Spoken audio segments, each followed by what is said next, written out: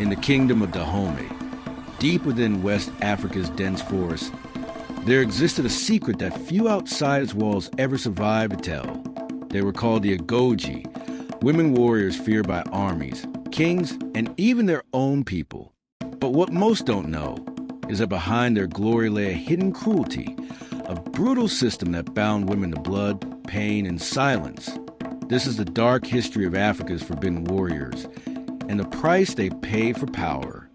In the 17th century, Dahomey was a rising empire. Gold, palm oil, and captives made its kings powerful. But the true power came from the Agojie, the king's wives in battle. Recruited as young girls, they were taken from their families, stripped of their names, and sworn to never marry or bear children. Their only loyalty was to the king, and their only purpose, to kill without question. But beneath the chants of war drums and the glint of their machetes, something darker stirred. For every captive they brought back, another was taken, not just men, but women. And what awaited those women was a fate no one dared speak aloud. Captured women were not just slaves. Some were handed to soldiers, others sold to traders.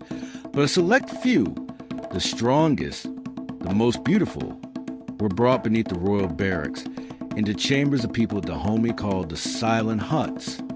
Here, they were bound to the Agojie, not as comrades, but as property. The Dahomey kings believed that binding the warrior women with companions of blood and flesh would keep their rage loyal and controlled. The captives were not wives. They were offerings. Among them was Ndala, a young woman captured from a neighboring village. When the guards forced her into servitude beneath the barracks, she refused to bow. For that defiance, she was starved, beaten, and locked in darkness for 7 days. When she emerged, she was given a choice: serve as a companion of an Agojie general or vanish. She chose silence. Her fate was never recorded.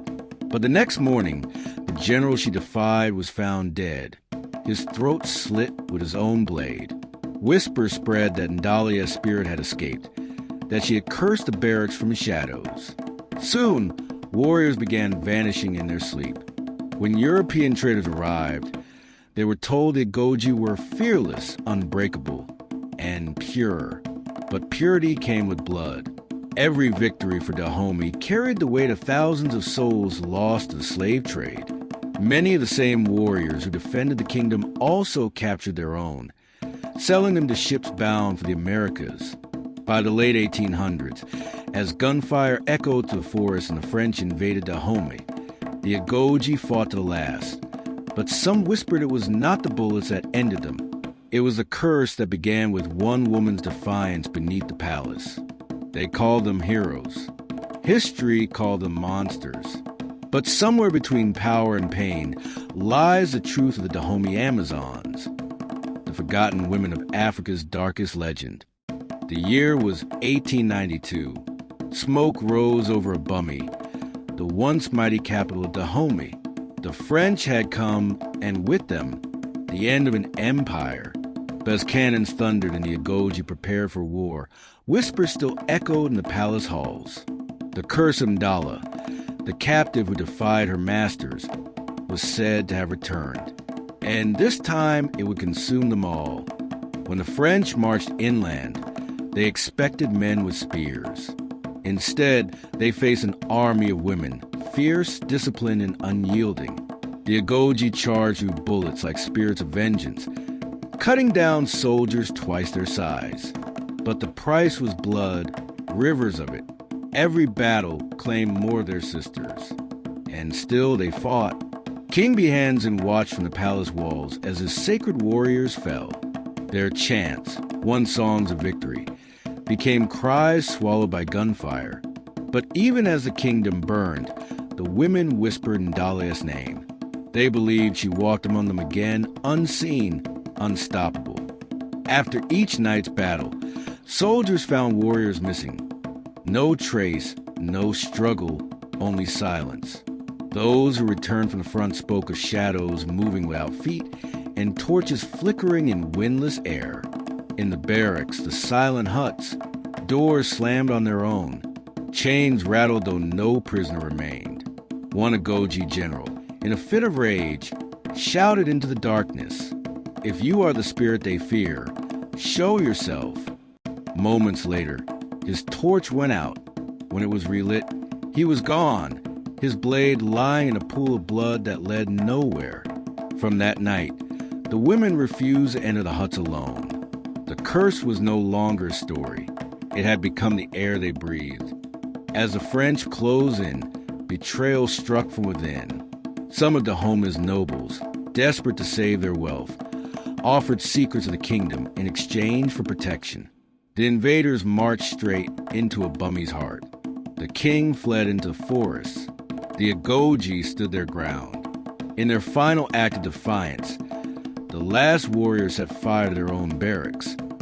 The same huts where their sisters had suffered, the same halls that had enslaved and empowered them. The flames rose like a crimson dawn. It was said that as the roof collapsed, the wind carried a woman's scream, one that echoed long after the fires died. When the French explored the ruins, they found something strange. In the ashes of the silent huts, there were no bones, only melted metal, fragments of blades, and the faint mark of a woman's hand pressed into the stone floor, as if clawing her way into history. The conquerors called them savages, but among their own ranks, stories spread of seeing a figure, a woman wrapped in white, standing in the smoke, watching, waiting. Some said it was Ndalia's spirit. Others said it was Dahomey itself, refusing to die. Today, the world remembers the Agojie as heroes, fearless women who defied empires. But beneath the legend lies a darker truth, a kingdom built on power, blood, and the silence of forgotten. And maybe, somewhere in the ruins of a bummy, the spirit of Ndala still walks, guarding the truth that no empire was ever born without sacrifice. If you believe the world should never forget the hidden stories of our ancestors, like, share, and subscribe to Das Media Chronicles, and ring the bell, because the next story may unveil another truth history tried to erase.